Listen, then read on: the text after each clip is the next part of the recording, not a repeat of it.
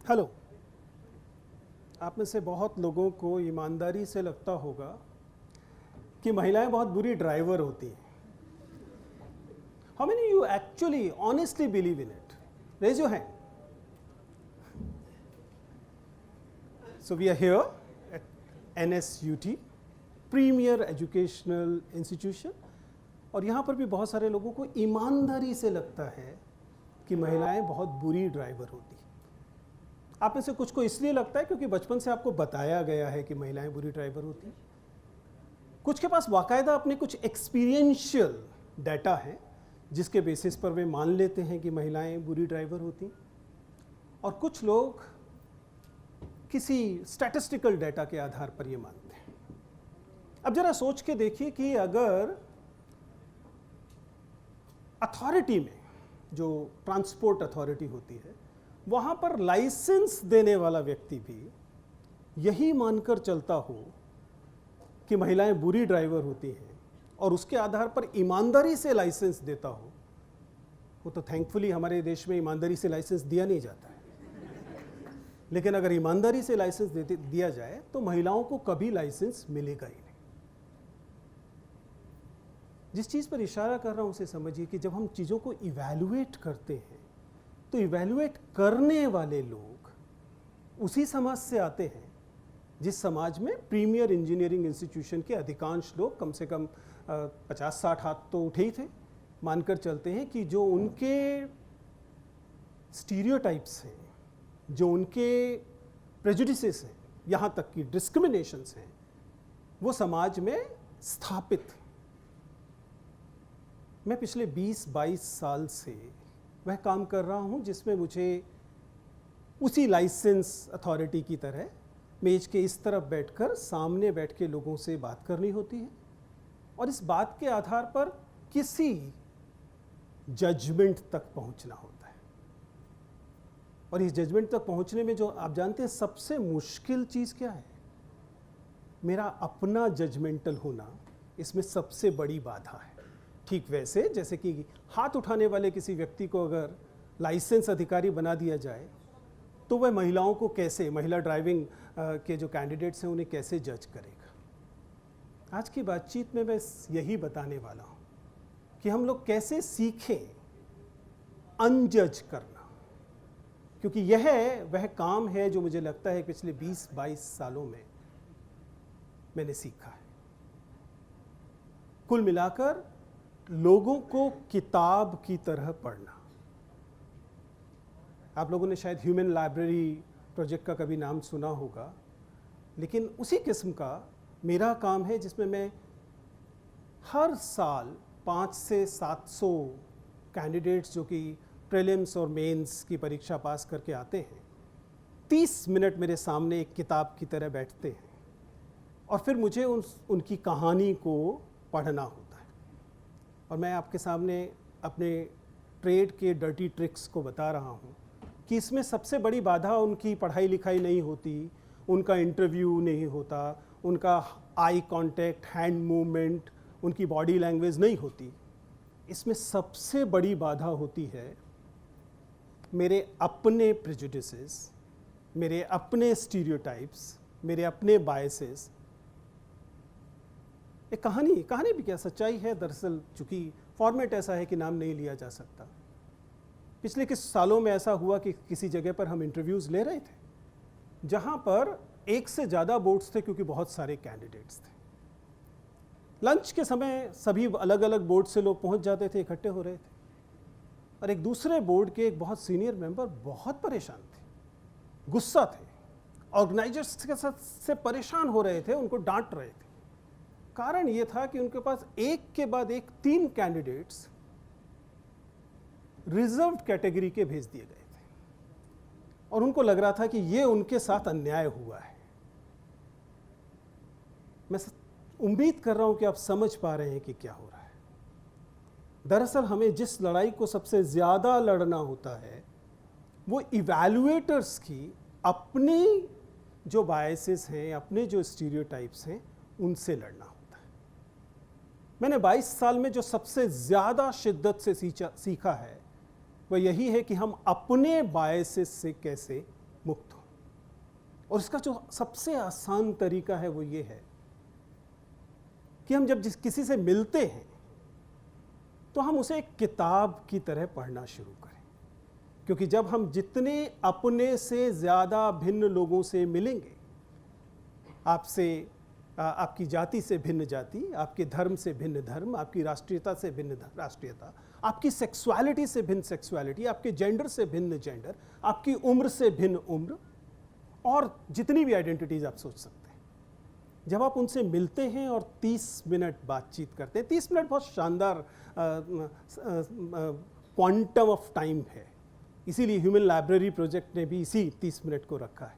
हर इंसान दरअसल एक पुस्तक है और वो आपके सामने आके बैठता है और अपने आप को खोलने के लिए अगर तैयार है, या आपके अंदर वह कौशल है कि आप उसे पढ़ सकें एक कहानी की तरह, एक किताब की तरह, तब आपको समझ में आता है कि आपके अंदर कितने सारे प्रेजुडिसेस बैठे हुए थे। आपको हैरानी होगी कि हम अधिकांश किताबों को, अधिकांश इंसानों को दरअसल पढ़ने से पहले ही उसके बारे में राय बना चुके होते हैं। वो जो कहते हैं ना कि reading a book by its cover, वह पहले से कर चुके होते हैं। हमें पहले से पता है कि अगर महिला गाड़ी चला रही है तो जरूर ये लेफ्ट का इंडिकेटर देकर राइट में मुड़ेगी, भले ही वो ऐसा करे या न करे। या फिर जब वो लेफ्ट में इंडिकेटर देकर राइट में मुड़ने वाले व्यक्ति को महिला होने के कारण आप पहले से कोस चुके हों, जब आपकी गाड़ी उसके पास पहुंचे तो पता लगे वो महिला नहीं है। दरअसल मैंने जो तरीका अपनाया वो हवा से नहीं आया है। जैसा परिचय में बताया गया, मैं दिल्ली के एक म्यूनिसिपल स्कूल में पढ़ता था। 5वीं पास करने के बाद एक बेहतर सरकारी स्कूल में एडमिशन के लिए मेरे पिताजी कोशिश कर रहे थे। वहां जाकर पता लगा कि एडमिशन तो मिल सकता है, लेकिन शर्त एक ही है, क्योंकि बाकी सारी संस्कृत थर्ड लैंग्वेज वाली सारी सीट पूरी हो चुकी। अगर बच्चा पंजाबी पढ़ने को तैयार है तो हम उसे छठी में एडमिशन दे सकते हैं। मजबूरन सही, लेकिन मैंने छठी में एडमिशन लिया और पहली बार छठी, 7वीं, 8वीं, इस दौरान मेरे बहुत सारे दोस्त वो बने या उनके साथ में पढ़ा जो कि सिख समुदाय से आते थे। ये कौन सा समय है? ये 82 से 84 के बीच का समय है। 1984 दिल्ली के दंगे। मेरे दोस्त थे जो कि ऐसे समुदाय से आते थे जिसके बारे में तमाम प्रेजुडिसेस फैलाए जा रहे थे कि इनसे नफरत करनी है। और जब 84 के दंगे हो रहे थे और मैं घर पे बैठा रो रहा था, भजनपुरा वही इलाका है जिसमें गावड़ी एक्सटेंशन 84 के दंगे की वो गलियां बार बार दिखाई जाती हैं, तो मेरी चिंता थी कि वे मेरे प्यारे से दोस्त जो मेरे साथ क्लास में पढ़ते हैं वो सुरक्षित हैं कि नहीं। या बिल्कुल इसी तरीके से जब स्कूल से निकलकर मैं कॉलेज में पहुंचा तो मेरे कॉलेज का नाम जाकिर हुसैन कॉलेज था। ये वह कॉलेज है जिसमें अल्पसंख्यक समुदाय के लोगों की संख्या सामान्य से थोड़ी सी ज़्यादा का मतलब ये नहीं कि भरा हुआ है कॉलेज, 15-20% है। और ये वह समय था जब 1992 के दंगे हो रहे थे, जब पूरे शहर को, पूरे देश को सिखाया जा रहा था कि मुसलमानों से, अल्पसंख्यकों से नफरत करनी। इस सारे प्रकरण में अपने से भिन्न लोगों के बीच में रहना, उनसे बातचीत करना, उनको किताब की तरह पढ़ना, केवल कवर से नहीं तय करना कि वे क्या हैं, इसने मुझे सिखाया कि मुझे अपने बायसेस से, अपने स्टीरियोटाइप से कैसे लड़ना है। उसके बाद वो शानदार अवसर आता है जब मैं हर साल 500-700 किताबों को पढ़ता हूँ। मेरे लिए हर कैंडिडेट एक किताब है और किताब की तरह उसके कुछ चैप्टर्स हैं। अगर आप एक किताब हैं तो ये खूबसूरत चैप्टर इस समय लिखा जा रहा है जिस समय आप इस इंजीनियरिंग कॉलेज के विद्यार्थी, आपकी एजुकेशन एक चैप्टर है, आपका जो फैमिली बैकग्राउंड है वो एक चैप्टर है, और इसी तरह से आपकी लाइफ की जो जर्नी है, आपकी जीवन की जो यात्रा है, उसके अलग अलग कुछ चैप्टर्स हैं। बस इतना हुआ है कि इस इबारत को पढ़ते पढ़ते मेरी आंखों में वह तरीका आ गया है कि मैं इन चैप्टर्स को उस छोटे से डैफ के आधार पर पढ़ लेता हूं। लेकिन मैं ये नहीं बता रहा हूं कि इससे कैंडिडेट्स को क्या फायदा होता है, वो कथा फिर कभी कही जाएगी, कहीं ही जाती रहती है, बहुत सारी जगहों पे कहीं भी। बहुत से विद्यार्थी कई बार मिलते हैं, सिविल सर्वेंट बन गए हैं, बाद में मिले, सर आपने ज़िंदगी बदल दी, आपकी वजह से मुझे बहुत फ़ायदा हुआ। लेकिन फिलहाल वह चर्चा नहीं हो रही। मैं तो अपनी कहानी बता रहा हूं कि इन कैंडिडेट से हर साल मिलने की वजह से मेरी जिंदगी कैसे बदली, क्योंकि मैंने अब सीख लिया है कि अनजज करना सीखना सबसे ज्यादा मुश्किल है। इसलिए मैं अब किसी चीज पर हैरान होना बंद हो चुका हूं। किसी भी कथा में मैं देख सकता हूं कि अलग अलग चैप्टर्स ने इस व्यक्ति की जिंदगी पर क्या असर डाला होगा। अब फिर चाहे वह व्यक्ति 11वीं में फेल हुआ था, चाहे उसने 4 साल का ड्रॉप लिया था, चाहे उसके पिताजी रिक्शा चलाते हैं, तमाम चीजें उसकी जिंदगी में जो असर डालती हैं, उन सब से एक भिन्न और मुकम्मल किताब बनती है। मैं केवल इस किताब को पढ़ता हूं, और याद रखिएगा ये कागज की किताब पे लागू होता है, ये ई बुक पे लागू होता है, ये ह्यूमन बुक पे भी लागू होता है कि आप कोई भी किताब पढ़ने के बाद ठीक वही इंसान नहीं रह जाते जो किताब पढ़ने से पहले थे। हर किताब आपको बदलती है। अगर कागज की किताब बदलती है तो इंसानी किताब तो खूबसूरत तरीके से बदलती है। फिर सवाल उठता है कि अगर किताब बदलती है तो किताब पढ़ना भी तो आना चाहिए। मैं आपको किताब पढ़ने के 2-4 छोटे छोटे टुकड़े बताने की कोशिश करूं। आखिर ये किताब किस स्क्रिप्ट में लिखी जाती है, किस लिपि में लिखी जाती है, इस किताब की भाषा क्या है? एक छोटी सी चीज है, इसे कहते हैं अवलोकन। हिंदी में अवलोकन, अंग्रेजी में ऑब्जर्वेशन। जब आप किसी कैंडिडेट को कमरे के अंदर आता हुआ देखते हैं, बैठते हुए देखते हैं, इस छोटी सी क्रिया में घुसना, खड़ा होना, ग्रीट करना, बैठ जाना, ना जाने कितने मैसेजेस, कितने संदेश वह कैंडिडेट इतनी देर में दे देता है। उसके बाद फिर उसकी पूरी कहानी है जो मुझे सिखाती है कि यह व्यक्ति मेरे जैसा नहीं है। ये एक बच्ची है, ये एक नॉर्थ ईस्ट से आया हुआ बच्चा है, ये केरल से हुई लड़की है, ये मेरी जैसी नहीं है। और उससे ज़्यादा इसकी कहानी में आए हुए दूसरे पात्र मेरे जैसे नहीं हैं। इसके पिताजी बस कंडक्टर हैं। एक बस कंडक्टर की बेटी या बेटा अगर मेंस क्लियर करके सामने बैठा हुआ है तो उसकी कहानी में आपके पास कितना कुछ सीखने को है। इसलिए मेरे लिए ये इंपॉर्टेंट नहीं है कि आपका सीजीपीए क्या है, यद्यपि वो भी एक इंपॉर्टेंट चीज है, लेकिन मेरे लिए इंपॉर्टेंट है कि अब तक आपकी कहानी में जो ट्विस्ट एंड टर्न्स आ रहे थे, आप उनसे रिएक्ट कैसे कर रहे थे। क्या आप सीखने के अवसरों को, लर्निंग अपॉर्चुनिटीज को छोड़ते जा रहे थे, या जो लर्निंग अपॉर्चुनिटीज आपको मिल रही थी आप उनसे लाभ उठा रहे थे। ये एक इंपॉर्टेंट बात है। इसी तरीके से यह भी इंपॉर्टेंट है कि अपनी पूरी जर्नी में जो ह्यूमन बुक, जो इंसानी किताबें आपके रास्ते में आ रही थी, आप उन्हें ठुकराते जा रहे थे क्या, और ढूंढ रहे थे कि ऐसे ही दोस्त बनाएंगे, ऐसे ही लोगों के बीच जाके रहेंगे जैसे कि आप हैं। अगर अपनी जैसी ही किताबें इकट्ठी करनी है तो अच्छा बुक रीडर जानता है केवल कुंजियां एक जैसी होती हैं, किताबें अलग अलग होती हैं। इसलिए ये बहुत महत्वपूर्ण है कि अपनी जर्नी में आपने कौन कौन सी किताबें इकट्ठी की हैं, और उससे भी ज़्यादा महत्वपूर्ण है कि आपने इन किताबों को साथ रखा या फेंक दिया काम निकल जाने के बाद। जो दोस्त आप एनएसयूटी में बना रहे हैं, जो आपके जैसे नहीं हैं, आपके पास अवसर है उनसे सीखने का, उनसे पढ़ने का, क्या आप 4 साल के बाद, 5 साल के बाद आप उन्हें डंप कर देने वाले हैं, जैसे हम कुंजियों को फेंक देते हैं परीक्षा निकल जाने के बाद? या फिर आप वो व्यक्तित्व, वो शख्सियत आपके साथ चलेंगी आगे तक? यकीन कीजिए, अगर मैंने 10,000 या 8,000 लोगों के इंटरव्यूज आज तक लिए हैं, तो उनमें से अधिकांश मेरे साथ चली हैं।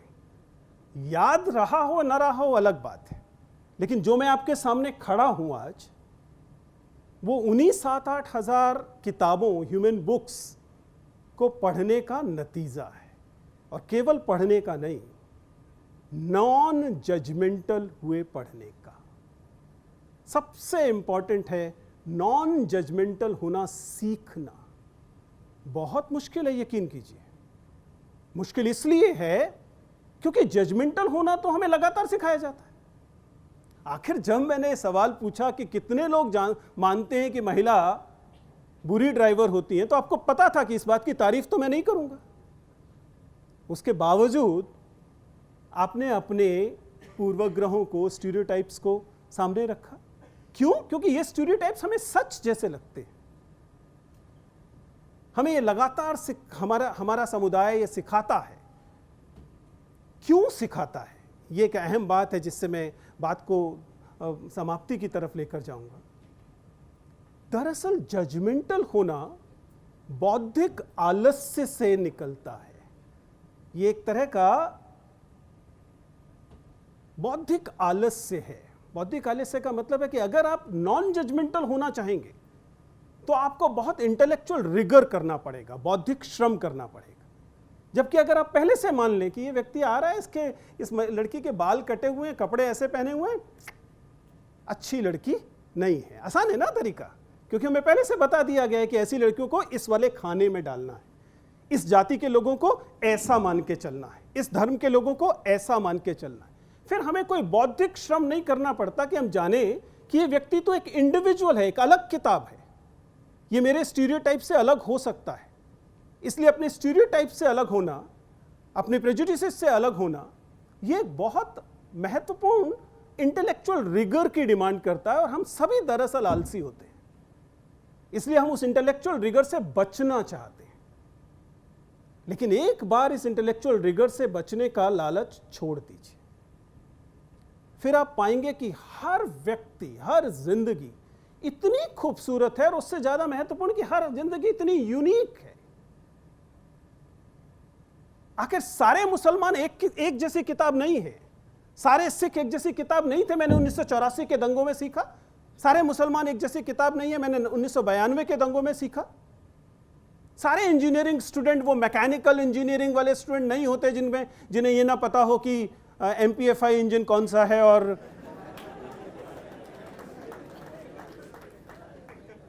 इंडिविजुअल्स यूनिक बुक है।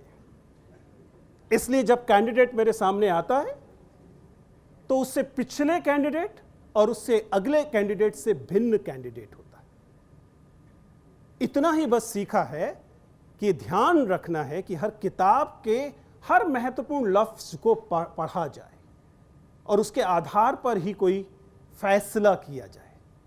फैसला कुन होकर फैसले नहीं हो सकते। यू कैन नॉट जज by becoming judgemental, you have to unjudge to become judgemental, और टू जज actually, evaluate to be honest. जज करना अपने आप में शायद एक गलत शब्द है। फाइनली मैं आप लोगों को सिर्फ इतना कह सकता हूं कि यदि डाइवर्सिटी, यदि इंक्लूजन, यदि इक्विटी, इन चीजों को अगर आप अपनी लाइफ के प्रैक्टिसेस में लाते हैं तो ये किसी पर एहसान नहीं है। अगर आप एक ट्रांसजेंडर को जज नहीं करते हैं, आप उस पर एहसान नहीं कर रही है, आप अपने ऊपर एहसान कर रहे हैं।